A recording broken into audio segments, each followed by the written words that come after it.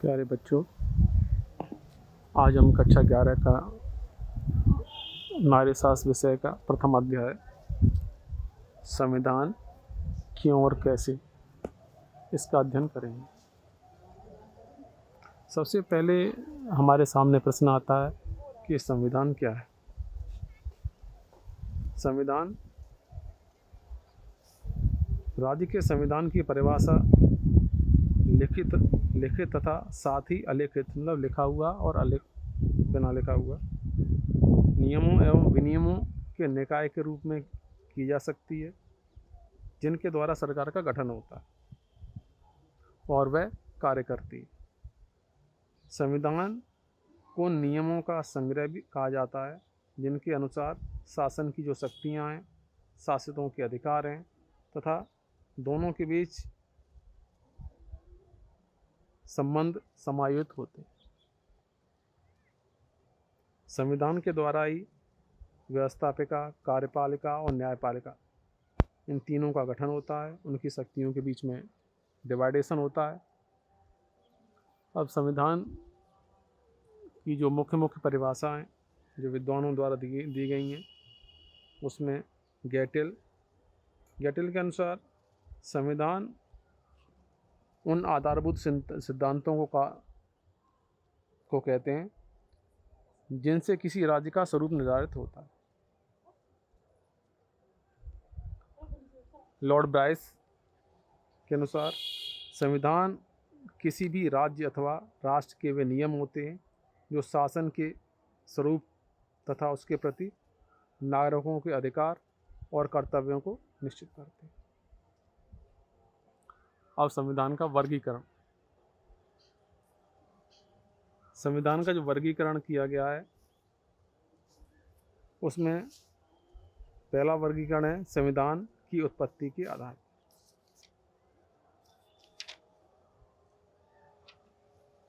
इसमें विकसित संविधान, ये संविधान ऐतिहासिक घटनाओं के विकास के परिणाम होते हैं। इनका विकास प्रथाओं एवं बुद्धि के संयोग के आधार पर होता है, जैसे इंग्लैंड का संविधान। दूसरा, निर्मित संविधान। निर्मित संविधान में एक निश्चित समय में संविधान सभा द्वारा संविधान बनाया जाता है, जैसे कि भारत का संविधान, अमेरिका का संविधान, ये संविधान आ जाते हैं। इसके बाद प्रथाओं एवं कानूनों के अनुपात के आधार पर इसमें लिखित संविधान, इसके अंतर्गत शासन संबंधी अधिकांश नियम लिखित रूप से होते हैं, जिनका निर्माण जनता के प्रतिनिधियों द्वारा किया जाता है। संविधान सभा में ही जब संविधान बनता है तो उसी समय इसका जिक्र कर दिया जाता है। जैसे भारत का संविधान है, इसमें अमेरिका का संविधान है, कनाडा का संविधान है, दक्षिण अफ्रीका का संविधान है। इसके बाद अलिखित संविधान।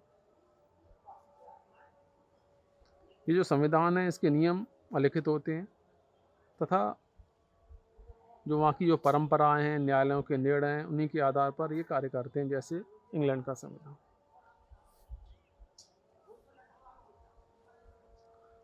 अब हम देखते हैं कि परिवर्तनशीलता के आधार पर संविधान। इसमें लचीला और कठोर। लचीला संविधान वो होता है जिसमें आसानी से हम परिवर्तन कर सकें, जैसा कि इंग्लैंड का संविधान। अब कठोर संविधान। कठोर संविधान वो संविधान होता है जिसमें से हम आसानी से परिवर्तन न कर सकें।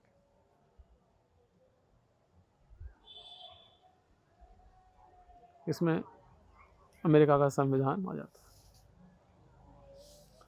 है। अब संविधान में के अनुसार शक्तियों का विभाजन के आधार पर,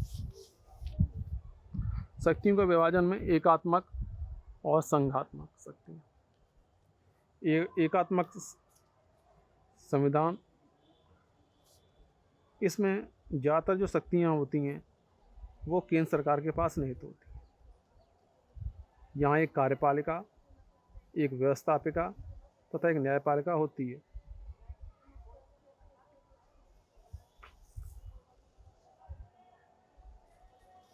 ब्रिटेन का संविधान सबसे अच्छा उदाहरण है इसका। संघात्मक शासन, संघात्मक शासन के अंतर्गत शक्तियों का विभाजन केंद्र सरकार व राज्य की जो इकाइयां हैं उनके बीच में बटा होता है। यहाँ पर दोहरी शासन व्यवस्था अपनाई जाती है। संघात्मक संविधान अनिवार्य रूप से लिखित तथा कठोर होता है। इसमें संयुक्त राज्य अमेरिका का संविधान, ऑस्ट्रेलिया का संविधान, कनाडा का संविधान, ये मुख्य इसके उदाहरण। इसके आगे भारतीय संविधान का निर्माण। भारतीय संविधान के निर्माण के लिए संविधान सभा का गठन। संविधान सभा के सिद्धांत का दर्शन सबसे पहले हमें 1895 के स्वराज विधेयक में दिखाई देता है, जो बाल गंगाधर तिलक के निर्देशन में तैयार किया गया था। इसके बाद 1924 में पंडित मोतीलाल नेहरू ने ब्रिटिश सरकार के सम्मुख संविधान सभा के गठन की मांग की। इसके बाद 1942 में क्रिप्स जो प्रस्ताव था उसमें संविधान सभा के निर्माण की बात को स्वीकार किया गया, जिसका गठन 1946 में कैबिनेट मिशन योजना के तहत किया गया।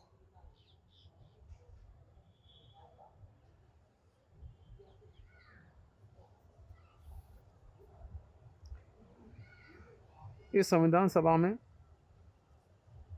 कहा गया कि कुल 389 सदस्यों, जिसमें से 292 ब्रिटिश प्रांतों के प्रतिनिधि, 4 चीफ कमिश्नर क्षेत्रों के प्रतिनिधि और 93 देशी रियासतों के प्रतिनिधि हैं। 1946 में संविधान जो बनाने वाली सभा थी उसका चुनाव हुआ। संविधान सभा के कुल 389 सदस्यों में से प्रांतों के लिए निर्धारित 296 सदस्यों के लिए चुनाव हुआ। इसमें जो चुनाव हुए 296 में, उसमें से 292 के लिए चुनाव हुए।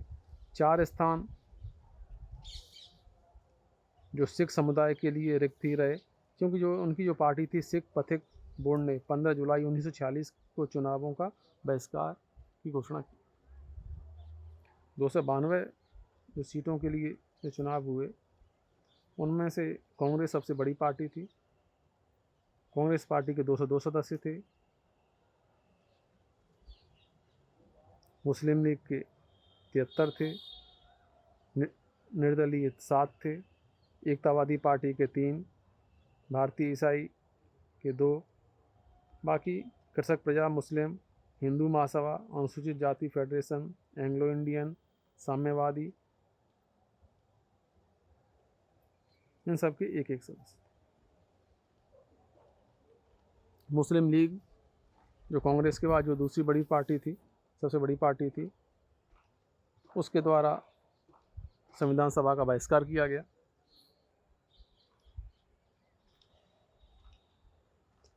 मुस्लिम लीग के जो सबसे बड़े जो नेता थे उनके मोहम्मद अली जिन्ना, वो पाकिस्तान की मांग पर अड़ गए। उन्होंने कहा कि हिंदुस्तान और पाकिस्तान अलग अलग, दोनों को पृथक पृथक बनाया चाहिए, यही सांप्रदायिक समस्या का समाधान। उन्होंने संविधान सभा के अनिश्चित काल तक स्थगित करने के लिए वायसराय से कहा। वायसराय ने उनकी मांग को स्वीकार नहीं किया और घोषणा की कि संविधान सभा का प्रथम सत्र 9 दिसंबर 1946 को ही होगा। 9 दिसंबर 1946 को नई दिल्ली में संविधान सभा का प्रथम सत्र आरंभ हुआ, जिसमें मुस्लिम लीग के प्रतिनिधि शामिल नहीं।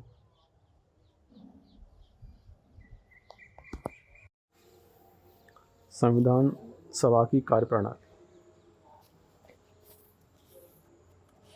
हमने पढ़ा कि संविधान सभा की जो पहली जो बैठक थी 9 दिसंबर 1946 को प्रारंभ हुई। इस प्रथम बैठक में संविधान सभा के जो सबसे वरिष्ठ सदस्य थे डॉक्टर सच्चिदानंद सिन्हा, इन्हें संविधान सभा का अस्थायी अध्यक्ष बनाया गया और 11 दिसंबर 1946 को बैठक में डॉक्टर राजेंद्र प्रसाद को अध्यक्ष बनाया गया संविधान सभा का, जो हमारे आगे चलकर देश के प्रथम राष्ट्रपति। 13 दिसंबर 1946 को पंडित जवाहरलाल नेहरू ने संविधान सभा के उद्देश्य प्रस्ताव प्रस्तुत किए, जिन्हें 23 जनवरी 1947 को ही संविधान सभा ने पारित कर दिया। संविधान सभा द्वारा पारित जो मुख्य प्रस्ताव थे, बिंदु थे, वो कौन कौन से थे? वो सबसे पहला जो था, भारत एक पूर्ण स्वतंत्र प्रभुत्व संपन्न लोकतांत्रिक गणराज्य होगा, जिसके द्वारा स्वयं अपने संविधान का निर्माण किया जाएगा। दूसरा पॉइंट है, वे क्षेत्र जो इस समय ब्रिटिश भारत कहलाते हैं, वे क्षेत्र जो भारतीय रियासत के अंतर्गत आते हैं तथा ब्रिटिश भारत व रियासतों से बाहर के वे क्षेत्र जो स्वतंत्र प्रभुत्व संपन्न भारत में सम्मिलित होना चाहते हैं, सब मिलकर एक संघ कहलाएंगे।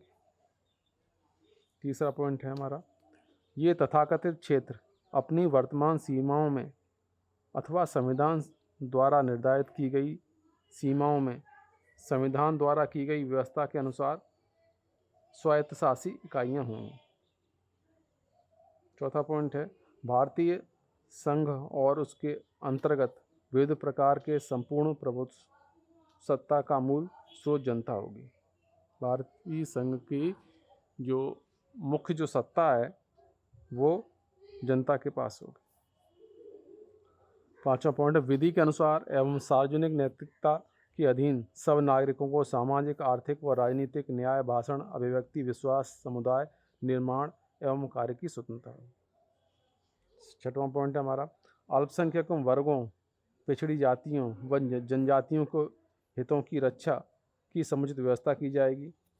सातवां पॉइंट है हमारा, भारतीय क्षेत्र की अखंडता, उसकी भूमि, उसके जल तथा वायु पर उसकी प्रभुसत्ता की रक्षा न्याय एवं सभ्य राष्ट्रों की विधियों के अनुसार की जाएगी। आठवां पॉइंट है हमारा, यह प्राचीन देश विश्व में अपना अधिकार व सम्मानपूर्ण स्थान प्राप्त करेगा और विश्व शांति तथा मानव कल्याण में अपना पूर्ण एवं स्वैच्छिक योगदान देता रहेगा।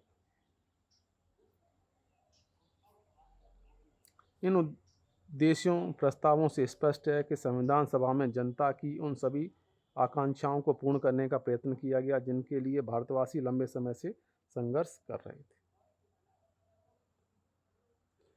अब हमारे सामने जो प्रश्न आता है, संविधान बनाने में संविधान सभा को किन किन कठिनाइयों का सामना करना पड़ा। सबसे पहली जो कठिनाई थी, जनसंख्या की विशालता तथा अनेकता।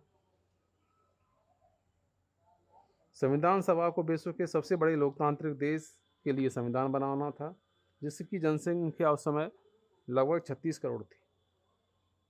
इतनी विशाल जनसंख्या के जो लोग हैं, भिन्न भिन्न जातियों के, धर्मों के, संस्कृतियों के लोग थे, तो उन सभी के लिए एक संविधान बनाना कोई आसान कार्य नहीं था। दूसरा आता है सांप्रदायिकता। हमारा संविधान सभा के समक्ष एक गंभीर समस्या सांप्रदायिकता की थी। इस समस्या से ही देश का विभाजन हुआ और विभाजन के बाद भी यह समस्या अभी हल नहीं हुई। संविधान निर्माताओं को पृथक निर्वाचन प्रणाली जैसी विचारों को समाप्त करना था और वह सभी वर्गों की सहमति से। सांप्रदायिकता का उचित समाधान करके ही देश के धर्मनिरपेक्ष स्वरूप को पूर्ण रखा जा सकता है।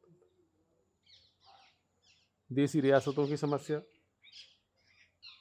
लगभग 600 देसी रियासतें थीं उस समय, जो भारतीय संघ में सम्मिलित करके विश्व के समक्ष देश की एकता का चित्र प्रस्तुत करना संविधान सभा के लिए एक कठिन कार्य था। कैबिनेट मिशन योजना और माउंटबेटन योजना के अंतर्गत जो जो रियासतें थीं उन्हें अधिकार दिया गया था, वे अपनी इच्छा अनुसार भारत या पाकिस्तान किसी में भी शामिल हो सकती थी। लेकिन हमारे देश के लिए किसी दूसरे देश में रियासतें में शामिल हों यह सही नहीं था। तो इसके लिए भी हमारे जो राष्ट्र निर्माता थे उन्हें कठिन प्रयास करने पड़े। उसके बाद अगला जो समस्या थी संघ तथा इकाइयों के पारस्परिक संबंध की समस्या। संविधान सभा के सामने एक विकट समस्या ये भी थी कि राज्यों और केंद्र के बीच में जो संबंध हैं वो संबंध जो है मधुर रहें, इसके लिए ये संविधान में ध्यान रखा गया। राजभाषा की समस्या, जो देश के जो बहुसंख्यक जो वर्ग है वो हिंदी बोलता था, हिंदी बोलने वाला आज भी उस समय भी था, लेकिन हिंदी का कुछ विरोध भी दिखाई दे रहा था। तो इस समस्या को भी ध्यान रखा गया और राजभाषा के रूप में सर्वसम्मति से हिंदी को मान्यता दी गई। इसके बाद पिछड़े तथा आदिम जातियों की उन्नति के प्रयत्न। यह भी आवश्यकता कि संविधान ऐसा बने जिसमें पिछड़े और जो पिछड़े वर्ग हैं, हमारे जनजातियाँ हैं, उन्हें समुचित कल्याण के लिए उनका कार्य हो, उन्हें उन्नत बनाने के लिए उनके अधिकार एवं स्वार्थों की सुरक्षा की व्यवस्था संविधान सभा को ही सौंपी गई। अब इसके आगे हम देखेंगे संविधान द्वारा समितियों का गठन। संविधान द्वारा जो प्रमुख समितियां थीं जिनका गठन किया गया उनमें संघ संविधान समिति जिसके अध्यक्ष जवाहरलाल नेहरू थे, संघ शक्ति समिति उसके भी अध्यक्ष जवाहरलाल नेहरू थे, प्रांतीय संविधान समिति इसके अध्यक्ष वल्लभ भाई पटेल थे, मूल अधिकार एवं अल्पसंख्यक समिति उसके भी अध्यक्ष वल्लभ भाई पटेल थे, संचालन समिति उसके अध्यक्ष डॉक्टर राजेंद्र प्रसाद थे, प्रारूप समिति इसके अध्यक्ष डॉक्टर भीमराव अंबेडकर जी थे, झंडा समिति जेपी कृपलानी उसके अध्यक्ष थे, प्रक्रिया समिति उसके अध्यक्ष डॉक्टर राजेंद्र प्रसाद थे, वार्ता समिति उसके अध्यक्ष भी डॉक्टर राजेंद्र प्रसाद थे, अल्पसंख्यक उप समिति उसके अध्यक्ष एच.सी. मुखर्जी थे।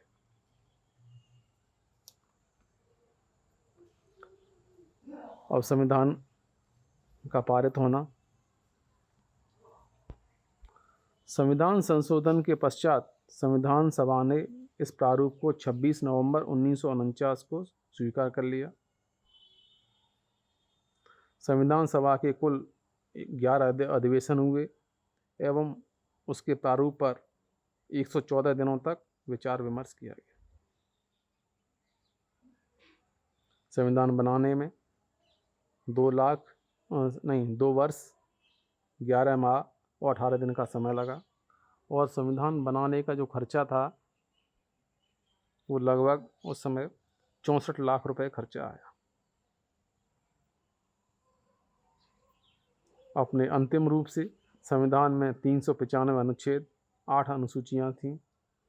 भारत का संविधान 26 जनवरी 1950 को लागू किया गया। इस प्रकार भारत एक संपूर्ण प्रभुत्व संपन्न गणराज्य बना।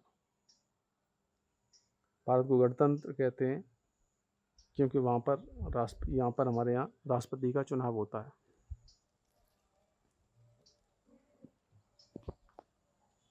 अब संविधान सभा द्वारा किए गए कुछ महत्वपूर्ण कार्य थे।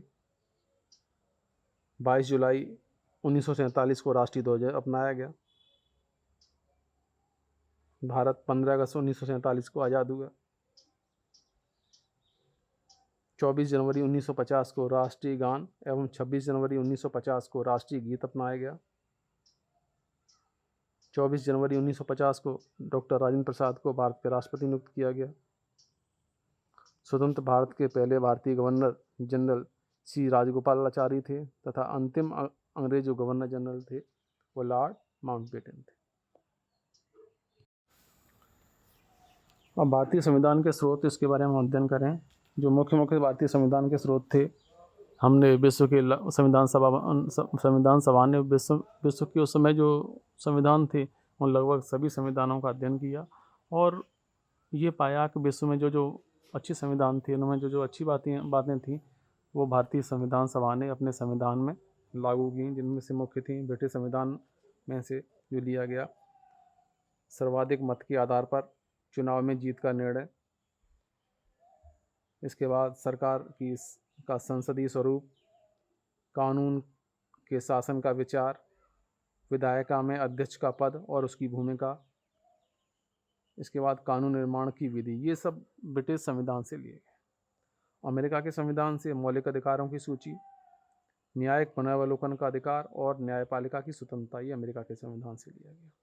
कनाडा के संविधान से जो लिया गया अर्धसंघात्मक सरकार का स्वरूप, अवशिष्ट शक्तियों का प्रावधान, ये कनाडा के संविधान से लिया गया। आयरलैंड के संविधान से राज्य के नीति निषेध तत्व लिए गए।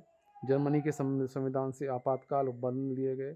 फ्रांस के संविधान से स्वतंत्रता, समानता और बंधुत्व का सिद्धांत, ये जो मुख्य बातें थीं विदेशी संविधानों से ली गई। इसके बाद जो हमारा जो संविधान है जो तैयार हुआ, विश्व का सबसे बड़ा संविधान है। अब संविधान सभा की आलोचना भी की जाती है। आलोचना करने वाले जो अपने तर्क देते हैं वो कहते हैं कि पहला जो अपना तर्क देते हैं वो कहते हैं कि संविधान सभा एक निर्वाचित संस्था नहीं थी। संविधान सभा का निर्वाचन जनता द्वारा वयस्क मताधिकार के आधार पर नहीं किया गया था। इसके सदस्यों का निर्वाचन प्रांतीय विधानसभाओं द्वारा किया गया था। तो ये जनता की मत की अभिव्यक्ति नहीं है। दूसरा कहते हैं संविधान सभा एक प्रतिनिधित्वात्मक संस्था नहीं थी। लॉर्ड साइमन के अनुसार हिंदुओं की एक संस्था थी। भारत विभाजन के बाद मुस्लिम लीग के प्रतिनिधियों ने संविधान सभा से अलग होकर हिंदू प्रतिनिधियों का वर्चस्व इसमें स्थापित किया, लेकिन संविधान सभा में सिख, पारसी, मुस्लिम, आंग्ल भारतीय, अनुसूचित जातियों तथा जनजातियों को भी पर्याप्त प्रतिनिधित्व प्राप्त था। तीसरा वो कहते हैं कांग्रेस की प्रधानता। इस संविधान सभा के अंदर कांग्रेस की प्रधानता थी। कांग्रेस के जो सदस्य थे लगभग 69% कांग्रेस के सदस्य थे संविधान सभा।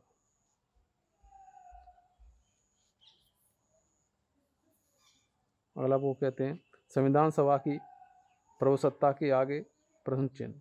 संविधान सभा का गठन ब्रिटिश सरकार ने किया था, अतः वैधानिक रूप से यह अधिकार था कि वो जब चाहे से भंग कर देती। इस तरह से संविधान सभा का अस्तित्व ब्रिटिश सरकार की कृपा पर निर्भर था। इसके अतिरिक्त कैबिनेट मिशन योजना ने उसकी शक्तियों और अधिकारों पर विभिन्न सीमाएं आरोपित कर दी थी। इनके तर्कों के आधार पर संविधान सभा के संप्रभु स्वरूप के आगे स्वतः ही प्रश्न चिन्ह लग जाता है। लेकिन इसके विपरीत डॉक्टर राजेंद्र प्रसाद, जवाहरलाल नेहरू, मौलाना अब्दुल कलाम आज़ाद आदि ने संविधान सभा के संप्रभु स्वरूप का समर्थन करते हुए कहा कि जनता की सत्ता और शक्ति के कारण यह एक सत्ता संपन्न संस्था थी। अगला पॉइंट कहते हैं कि सांप्रदायिकता के आधार पर संविधान सभा की आलोचना वाले कहते हैं कि ऐसा संविधान बनाते समय सांप्रदायिकता को आधार बनाया गया। प्रांतीय व्यवस्थापिकाओं के सदस्यों द्वारा सांप्रदायिकता के आधार पर ही संविधान सभा के सदस्यों का निर्वाचन किया गया। यह एक विडंबना ही मानी जाएगी कि हमारे जिन कर्णधारों द्वारा राष्ट्रीय आंदोलन में सांप्रदायिकता का घोर विरोध किया गया, उन्हीं द्वारा संविधान सभा के गठन में सांप्रदायिकता को मान्यता दी गई। ऐसा इसलिए कहा गया कि संविधान सभा में किसी संप्रदाय विशेष का आधिपत्य नहीं हो जाए और सभी संप्रदायों का इसमें प्रतिनिधित्व। अगला कहा गया है इसमें, श्रमिकों, दस्तकारों और किसानों का इसमें उचित प्रतिनिधित्व नहीं था, ये लोग प्रचुर मात्रा में नहीं थे। इसके बाद जो कहा जाता है वकीलों का आधिपत्य, संविधान सभा में वकीलों का आधिपत्य था, ज़्यादातर उसमें वकील थे, जिसमें राजेंद्र प्रसाद, डॉक्टर जवाहरलाल नेहरू, सरदार वल्लभ भाई Patel, doctor BR Ambedkar, KN Munshi, BN Rao, ये उच्च कोटि के कानून ज्ञाता थे। इसीलिए इस संविधान को वकीलों का स्वर्ग भी कहा जाता है। लेकिन लास्ट में हम कह सकते हैं कि संविधान जो सभा है ने भारत के लिए उत्कृष्ट संविधान का निर्माण किया और अपनी भूमिका का अच्छा निर्वहन किया। डॉक्टर BR अम्बेडकर ने जो प्रारूप समिति थी उसके अध्यक्ष रूप में अपनी अविश्वसनीय भूमिका निभाई। उसी के कारण हमारा संविधान इतना अच्छा बन के तैयार हो। भारतीय संविधान सभा के संबंध में जो मुख्य बातें थी वो मैंने आपको सब इस लेसन में समझा दी। इस प्रकार से हमारा फर्स्ट ईयर का सिविक्स का पहला लेसन कंप्लीट हो गया। धन्यवाद।